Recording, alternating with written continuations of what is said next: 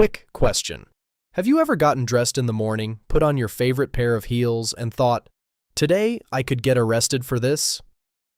Because in Greece, specifically at one of the most famous ancient sites on the entire planet, what you put on your feet is actually regulated by law.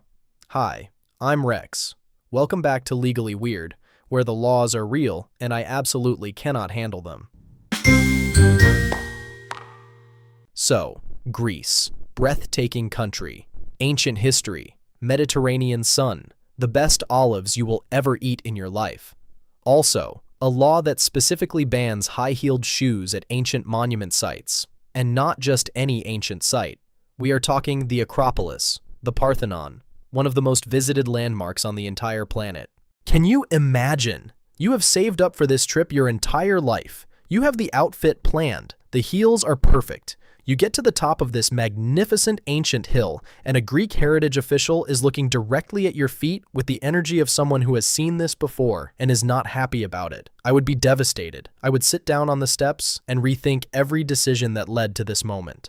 Okay, but here is the thing, and this is the part I actually love. This law makes complete sense when you understand why it exists. The Acropolis is over 2,400 years old. The marble surfaces up there are irreplaceable, literally cannot be remade, and high-heeled shoes, specifically stilettos, concentrate an enormous amount of weight onto a tiny surface area. We are talking hundreds of pounds of pressure per square inch directly onto ancient marble that has survived since 432 BC. Greece introduced the ban in 2009 under their cultural heritage protection legislation, specifically to preserve the site for future generations. The Greek Ministry of Culture takes this extremely seriously. This is not a suggestion. This is an actual enforceable regulation with real consequences. And honestly, good. Like, I came here ready to be outraged, and I cannot even be mad about this one. Those stones have been standing for 2,500 years. They survived wars, earthquakes, and Lord Elgin.